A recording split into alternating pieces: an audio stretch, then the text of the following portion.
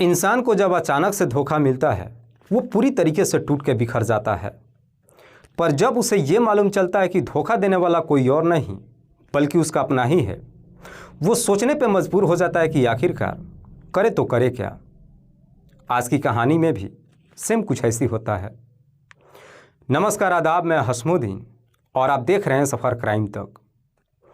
आज की जो सच्ची घटना मैं आपको सुनाने वाला हूँ, ये घटना है उत्तर प्रदेश की। उत्तर प्रदेश का एक ज़िला पड़ता है गाज़ियाबाद, और इसी गाज़ियाबाद के सेक्टर 71 के एक अपार्टमेंट में रहने वाला समाजवादी पार्टी का नेता अनिल यादव जो समाजवादी पार्टी का नेता ही नहीं है बल्कि नगर के महासचिव भी है। अनिल की पत्नी का नाम है सरिता। अनिल के 2 बेटे भी हैं। वैसे तो अनिल नोएडा के बहलोलपुर का रहने वाला है। अनिल के पिता का नाम है छोटे लाल यादव। छोटे लाल के परिवार में उसकी पत्नी के अलावा 5 बच्चे हैं, जिसमें 3 बेटियां और 2 बेटा। बड़ा बेटा अनिल यादव और दूसरा बेटा सुनील यादव। अनिल जो कि अपने ही इलाके से बीए तक की पढ़ाई करता है, जैसे ही अपनी पढ़ाई कंप्लीट कर लेता है, अपनी पत्नी और बच्चों के साथ गाज़ियाबाद के इसी सेक्टर 71 में आकर एक किराए का फ्लैट लेकर रहने लगता है और फिर यहीं पे प्रॉपर्टी डीलिंग का काम शुरू कर देता है, जिसमें ठीक ठाक पैसे भी कमाता है। लेकिन अनिल को शुरू से ही राजनीति की काफ़ी दिलचस्पी होती है, इसीलिए समाजवादी पार्टी का दामन भी थाम लेता है और फिर पार्टी से नगर के महासचिव भी बन जाता है। अनिल अपने परिवार के साथ काफ़ी खुशहाल तरीके से जीवन व्यतीत करता है। बात कर रहा हूँ मैं 20 अप्रैल 2014 के शाम के करीब 8 बजे के आसपास। दरअसल अनिल की पत्नी सुनीता के नंबर पे एक लड़की फ़ोन करती है जिसका नाम है हीना सुनीता से कहती है कि तुम्हारे पति की डेड बॉडी मेरे फ्लैट पे पड़ा है। इससे पहले कि सुनीता हीना से कुछ और पूछताछ कर पाती, हीना फ़ोन ही नहीं कट करती है बल्कि अपना मोबाइल भी स्विच ऑफ कर लेती है। इधर इस बात की जानकारी जब सरिता को मालूम चलती है, सरिता काफ़ी परेशान हो जाती है। उसे समझ में नहीं आता कि आखिरकार वो करे तो करे क्या। इसीलिए इस बात की जानकारी अपने देवर सुनील यादव को देती है। इधर सुनील से जैसे ही सारी बात बताती है, सुनील अपने एक दोस्त को लेकर सीधे हीना के फ्लैट पे पहुंच जाता है। लेकिन हीना के फ्लैट पे पहुंचता है तो देखता है कि बाहर दरवाजे पे कुंडा लगा हुआ है। कुंडा खोल करके अपने दोस्त के साथ जब घर के अंदर एंट्री करता है तो घर के अंदर का नज़ारा देख वो जोर से चीख पड़ता है। दरअसल घर के अंदर फर्श पे उसका भाई अनिल गंभीर अवस्था में पड़ा था। अनिल के हाथ के नस पे किसी तेजधार हथियार को भी चला दिया गया था। जैसे ही अपने भाई को इस हालत में देखता है, उसे आनन फानन में उठाकर नज़दीकी के फोर्टिस हॉस्पिटल में लेकर जाता है। लेकिन डॉक्टर जब अनिल का ट्रीटमेंट करते हैं तो मालूम चलता है कि अनिल के रास्ते में ही मौत हो चुकी है। साथ ही साथ डॉक्टर इस बात की जानकारी पुलिस को भी दे देते हैं। इधर पुलिस को जैसे ही सूचना मिलती है, पुलिस अपने टीम के साथ हॉस्पिटल में पहुंचती है। सबसे पहले अनिल की डेड बॉडी को अपने कब्जे में लेती है और उसे पोस्टमार्टम के लिए भेज देती है। और फिर इस केस की जांच पड़ताल करते हुए अनिल की पत्नी सरिता से पूछताछ करती है। सरिता भी हीना का नाम पुलिस के सामने रख देती है। जैसे ही हीना का नाम बताती है, पुलिस सरिता से पूछताछ करती है कि यह हीना कौन है। इस पर सरिता पुलिस को जवाब देती है कि साहब, हीना मेरे पति के साथ ही प्रॉपर्टी डीलिंग का काम करती थी और इसी सेक्टर 71 में एक किराए के फ्लैट में रहती है। सरिता जैसे ही हीना का एड्रेस दे देती है, पुलिस अपने टीम के साथ हीना के घर पे जाती है। लेकिन पुलिस को वहाँ पे हीना नहीं मिलती है। उसके बाद से पुलिस अब हीना की हर जगहों पे तलाश करना शुरू करती है। दरअसल हीना और पुलिस के बीच अब आँख मिचौली का खेल शुरू होता है, क्योंकि हीना भी कोई कम चालाक नहीं थी। पुलिस अपनी तमाम कोशिश कर लेती है। लगभग 1 सप्ताह का समय गुजर जाता है। तभी पुलिस को मालूम चलता है कि दरअसल 29 अप्रैल को हीना अदालत में खुद को सरेंडर करने वाली है। इससे पहले कि हीना अदालत में खुद को सरेंडर कर पाती, कोर्ट के सामने ही पुलिस चौकन्ना हो जाती है। लेकिन फिर भी हीना पुलिस की आंखों में धूल झोंकते हुए नकाब पहनकर कोर्ट में सरेंडर कर देती है, जिसकी वजह से अदालत हीना को जेल भेज देती है। हीना जब जेल चली जाती है, उसके बाद से पुलिस उसे रिमांड में लेने के लिए कोर्ट में अर्जी लगाती है और फिर 12 घंटों के लिए रिमांड पर लेकर आती है। पुलिस जब हीना से अनिल की हत्या के बारे में पूछताछ करती है तो हीना भी इधर उधर की बात करने लगती है।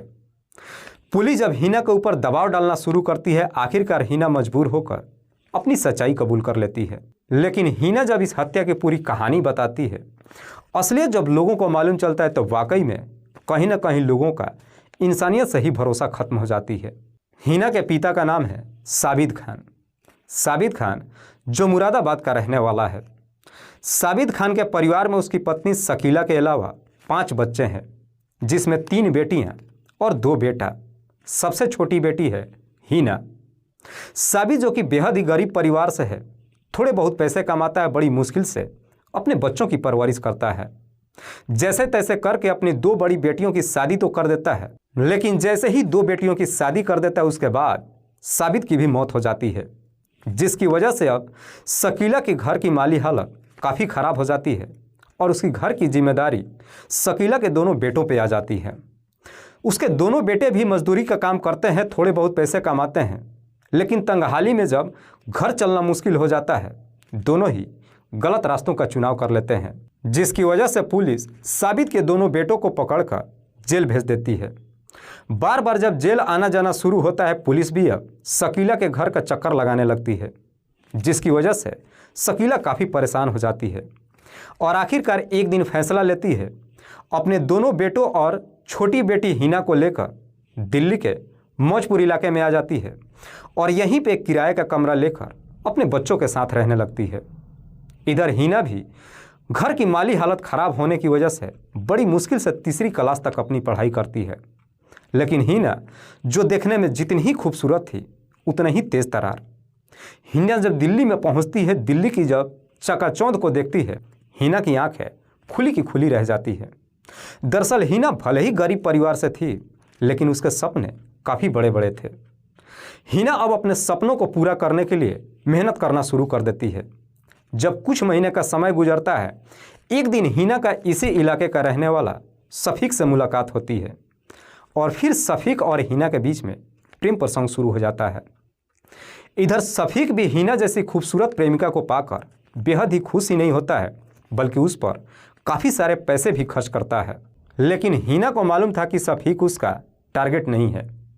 जब कुछ महीने का समय गुजरता है, आखिरकार एक दिन शफीक को हीना की सच्चाई भी मालूम चल जाता है। दरअसल शफीक के साथ जब हीना का प्रेम प्रसंग शुरू होता है, उसी दौरान हीना का दरियागंज का भी रहने वाला एक लड़के के साथ में अफेयर शुरू हो जाता है। इस बात की जानकारी जब शफीक को मालूम चलता है, उसे काफ़ी गहरी चोट लगती है और इस सदमे को बर्दाश्त नहीं कर पाता है और आखिरकार एक दिन अपने आप को ख़त्म कर लेता है। शफीक तो इस दुनिया को छोड़ के चला जाता है, लेकिन इससे हीना के जीवन में कोई फर्क नहीं पड़ता है। हीना मौज में अपने जीवन को व्यतीत करती है। हीना को जब दरियागंज वाले लड़के के बारे में भी जब मालूम चलता है कि उसके पास भी कुछ ज़्यादा दौलत नहीं है, उसे भी छोड़ देती है। लेकिन इस तरह के रास्ते पे जब चलना शुरू करती है, इस बात की जानकारी जब उसकी माँ शकीला को मालूम चलता है, इस प्रकार से गुस्से में आ जाती है कि आनन फानन में अपनी बेटी की शादी अपने ही इलाके के रहने वाले एक लड़के से कर देती है। हीना शादी कर अपने ससुराल तो जाती है, 1 साल के बाद एक बेटी को भी जन्म देती है, लेकिन हीना को अपने पति के साथ भी नहीं बन पाता है और आखिरकार अपने पति से तलाक लेकर बेटी को साथ लेकर अपने माँ के पास आ जाती है। हीना जब अपनी बेटी को लेकर अपने माँ के पास पहुँचती है, तब तक इधर हीना की बड़ी बहन इसरत भी अपने पति से तलाक लेकर अपने माँ के पास आ चुकी थी, जिसकी वजह से घर की माली हालत कुछ ज़्यादा ठीक नहीं होती है। इसलिए हीना अब अपनी बड़ी बहन इसरत के साथ मिलकर अपना एक काम धंधा शुरुआत करती है। दरअसल हीना अपनी बड़ी बहन इसरत को लेकर के गाज़ियाबाद में आ जाती है और यहाँ पे दोनों मिलकर प्रॉपर्टी डीलिंग का काम शुरू करते हैं, जिसमें थोड़ा बहुत पैसा भी कमाते हैं। लेकिन इसी काम के सिलसिले में एक दिन हीना को नकली नोटों के कारोबारियों के बारे में मालूम चलता है। उसके बाद से हीना अपनी बहन के साथ इस धंधे में उतर जाती है। साथ ही साथ अपने धंधे में 3 लोगों को शामिल भी कर लेती है, जिसमें से एक का नाम है जुनैद, दूसरे का नाम है रफ़ीक और तीसरा है मैनुद्दीन। रफ़ीक और जुनैद जो बिहार के गोपालगंज जिले का रहने वाले हैं, ये पांचों मिलकर नकली नोटों का एक्सचेंज करने का धंधा शुरू करते हैं, जिसमें हीना कम ही समय में अच्छा खासा पैसा भी कमाती है। पर जैसे ही कुछ महीने का समय गुजरता है, इस बात की जानकारी पुलिस को मालूम चल जाती है और पुलिस इन सब पे नज़र रखना शुरू कर देती है और आखिरकार 23 अप्रैल 2013 को पुलिस इन पांचों को रंगे हाथों गिरफ्तार कर लेती है और फिर इन सब को डसना जेल भेज देती है। इधर हिना जब अपनी बहन के साथ जेल के अंदर पहुंचती है, जेल की तकलीफ हिना को बर्दाश्त नहीं हो पाती है। लेकिन हिना का कोई अपना था भी नहीं जो उसका बेल करा सके। हिना जेल के अंदर ही सोच लेती है कि कैसे भी करके एक बार जेल से बाहर निकल जाए, उसके बाद से सारे गलत कामों को छोड़ देगी। इसी जेल के अंदर हिना की मुलाकात वर्षा नाम की एक लड़की से होती है। दरअसल वर्षा का ही रिश्तेदार है समाजवादी पार्टी का नेता अनिल यादव। अनिल अक्सर जेल में वर्षा से मुलाकात करने के लिए जाता है। इधर इस बात की जानकारी जब हिना को मालूम चलता है, हिना वर्षा से रिक्वेस्ट करते हुए कहती है कि तुम अनिल से बात करके कैसे भी मेरी बेल करवा दो। जब अपना पूरा दुखड़ा वर्षा को सुनाती है, वर्षा भी हिना के बातों में आ जाती है। और फिर जब एक दिन अनिल वर्षा से मुलाकात करने के लिए जेल में जाता है तो वर्षा अनिल से हिना की मुलाकात करवाती है। हिना अनिल के सामने काफ़ी रोती है, गिड़गिड़ाती है और कहती है कि कैसे भी करके मेरी बेल करवा दो। अनिल जो बेहद ही सीधा साधा इंसान है, हिना की बात ही नहीं मानता है, बल्कि जा कर के हिना की माँ शकीला से मुलाकात करता है। शकीला की माँ अनिल से कहती है कि मेरे पास बेल के लिए गारंटर तो है, लेकिन ना तो पैसा है और ना ही कोई वकील है। अनिल हिना का बेल कराने के लिए वकील ही नहीं हायर करता है, बल्कि शकीला को पैसे भी देता है और बहुत कम समय में हिना का बेल भी करवा देता है। हिना जब अपनी बहन के साथ बेल पे छूटकर अपने घर पे पहुंचती है, घर की माली हालत जब खराब होती है, एक दिन अपने बहन के साथ मार्केट में जाती है। जब एक ज्वेलरी शॉप में पहुंचती है, हिना की फिर से नीयत खराब हो जाती है और उस ज्वेलरी शॉप में कुछ जेवर चुरा लेती है। लेकिन बदकिस्मती से हिना वहीं पे पकड़ी जाती है और फिर उसे कम ही समय में फिर से दोबारा जेल जाना पड़ जाता है। लेकिन हिना जब दूसरी बार जेल में जाती है, इस बात की जानकारी अनिल को नहीं मालूम चलता है और ना ही हिना को कोई छुड़ाने वाला भी होता है। हिना जेल के अंदर बुरी तरीके से फंस जाती है। तभी उस जेल के अंदर हिना को हिस्ट्री सीटर नाजिम के बारे में मालूम चलता है। नाजिम जो जौनपुर जिला के नजीबाबाद का रहने वाला है। जैसे ही नाजिम के बारे में हिना को मालूम चलता है, जाकर नाजिम से मुलाकात करती है और अपना सारा दुखड़ा सुनाती है। कहती है कि कैसे भी करके मेरा बेल करवा दो। इधर नाजिम जब अपने सामने हिना को देखता है तो हिना की खूबसूरती देख उसके तरफ देखते ही रह जाता है। नाजिम हिना का बेल कराने के लिए तैयार तो हो जाता है, लेकिन उसके सामने एक शर्त रखता है। कहता कि मैं तुम्हारा बेल तो करा दूंगा, लेकिन मैं जब जेल से बाहर आऊँगा तो तुम्हें मुझसे निकाह करना होगा। हिना जो किसी भी कीमत पे जेल से बाहर आना चाहती है, नाजिम से निकाह करने के लिए तैयार हो जाती है। उसके बाद से नाजिम अपने लोगों से बातचीत करता है और हिना का बेल करवा देता है। हिना जब बेल पर छूटकर अपने घर पे पहुंचती है, उसकी माँ अपनी बच्ची से इस प्रकार से गुस्से में आ जाती है कि अब माँ बेटी के बीच में झगड़े तकरार शुरू हो जाता है। झगड़े तकरार जब शुरू होता है, हिना अपने माँ से इस प्रकार से गुस्से में आ जाती है कि घर छोड़ देती है और सीधे अनिल यादव के घर पे पहुंच जाती है और जाकर अनिल से सारी बात बताती है। कहती है कि मैंने अपना घर छोड़ दिया है और मुझे कुछ दिन तुम्हारे घर पे ठहरना है, क्या रुकने के लिए जगह दे सकते हो? अनिल हिना की बात ही नहीं मान लेता है, बल्कि उसे अपने घर में ही रहने के लिए जगह भी दे देता है। हिना जब अनिल के घर में कुछ दिन तक रहती है, उसकी पत्नी और बाकी के परिवार के सदस्यों से इस तरीके से बातचीत करती है कि लोग भी हिना को काफ़ी हद तक पसंद करने लगते हैं। लेकिन अनिल के घर में रहते रहते हिना का मन नहीं लगता है। इसलिए हिना एक दिन अनिल से कहती है कि मेरे लिए कहीं दूसरी जगह पे किराए का कमरा इंतजाम कर दो और साथ ही साथ कोई काम भी इंतजाम कर दो। जैसे इस तरह की बातें अनिल से कहती है, अनिल हिना को अपने ही साथ प्रॉपर्टी डीलिंग के काम पे रख लेता है और फिर इसी सेक्टर 71 में एक किराए का फ्लैट भी दिलवा देता है, जिस फ्लैट में हिना अकेले रहने लगती है और वहीं से अनिल के साथ प्रॉपर्टी डीलिंग का काम शुरू कर देती है। पर जैसे ही कुछ महीने का समय गुजरता है, इधर नाजिम भी जेल से छूटकर बाहर आता है और जाकर के हिना से मुलाकात करता है। साथ ही साथ हिना से शादी करने का प्रस्ताव रखता है। हिना भी नाजिम से शादी करने के लिए तैयार ही नहीं होती है, बल्कि जाकर अनिल से बातचीत करती है कि एक लड़का है जिसे मैं पसंद ही नहीं करती हूँ, बल्कि उससे शादी भी करना चाहती हूँ। ये बात जब अनिल और उसकी पत्नी को मालूम चलता है, वो बेहद खुशी नहीं होते हैं, बल्कि खुद दोनों जा कर के नाजिम और हिना का निकाह भी करवा देते हैं। निकाह होने के बाद नाजिम हिना के साथ ही फ्लैट में रहने लगता है।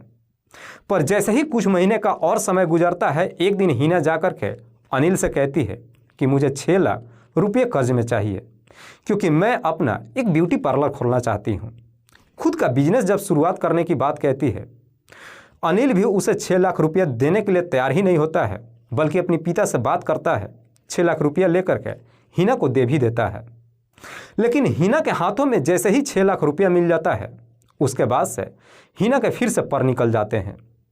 हिना और उसका पति नाजिम दोनों मिलकर के इन पैसों पे गुलछर्रे उड़ाने लगते हैं।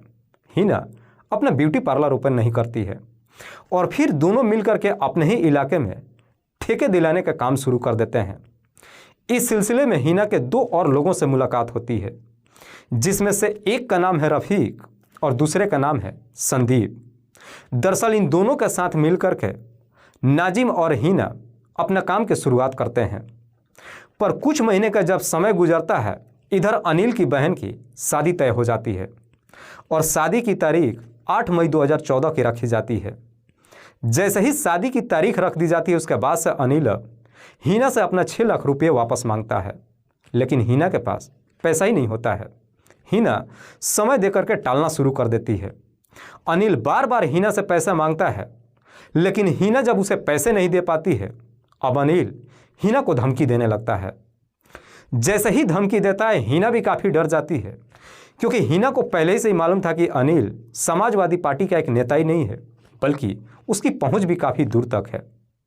जब ये सारी बातें अपने पति नाजिम से शेयर करती है, तो नाजिम अब हिना को समझाते हुए कहता है कि अब तुम्हारे पास मात्र एक ही रास्ता है कि तुम अनिल को इस दुनिया से हटा दो। अनिल को जैसे इस दुनिया से हटाने की बात कहता है, हिना भी नाजिम की बातों में आ जाती है। उसके बाद से नाजिम, हिना और हिना के दोनों दोस्त ये चारों मिलकर के अनिल को इस दुनिया से हटाने का एक षड्यंत्र बनाते हैं। और इसी षड्यंत्र के तहत 20 अप्रैल 2014 को शाम के वक्त हिना अनिल के नंबर पर फ़ोन करती है और पैसे देने के बहाने अपने फ्लैट पे बुलाती है। इधर अनिल जब हिना से पैसे लेने के लिए उसके फ्लैट पे जाता है, तो देखता है कि ये चारों बैठ करके वहाँ पे शराब पी रहे हैं। हालांकि अनिल इस बारे में कुछ भी नहीं बोलता है, सीधे हिना से कहता है कि मेरे पैसे वापस करो। लेकिन हिना, जो कि उसके पास पैसा था ही नहीं, वापस कैसे करे। दोनों के बीच में इसी बात को लेकर बहस शुरू हो जाती है। बहस इतनी काफ़ी आगे बढ़ जाती है कि जब झगड़े तकरार शुरू होते ही ये चारों मिलकर अनिल को पकड़ लेते हैं और फिर उसकी गला दबाकर हत्या कर देते हैं। साथ ही साथ उसके हाथ के नस पे भी एक तेजधार हथियार को चला देते हैं, जिसकी वजह से अनिल की घटनास्थल पे ही मौत हो जाती है। उसके बाद से नाजिम अपने दोनों दोस्तों को लेकर घर से वहाँ से निकल जाता है। हिना इस बात की जानकारी अनिल की पत्नी सुनीता के नंबर पर फ़ोन करके देती है। उसके बाद से खुद भी घर से बाहर निकलती है, बाहर दरवाजे पे कुंडा लगाती है और घर छोड़ करके फरार हो जाती है। वाकई में हिना जब ये पूरी कहानी पुलिस वालों को बताती है, पुलिस हिना के तहरीर पे उसके पति नाजिम और उसके दोनों दोस्त रफ़ीक और संदीप को भी अपने कस्टडी में लेकर आती है। फिलहाल पुलिस ने इन चारों आरोपियों को अपने कस्टडी में लेकर इन सब पे गंभीर धारा में मुकदमा दर्ज करके जेल भेज दिया है। दोस्तों, इस पूरी घटना के बारे में आप क्या सोचते हैं? आप अपनी राय हमें कमेंट बॉक्स में ज़रूर दीजिएगा। तब तक के लिए जय हिंद, जय भारत।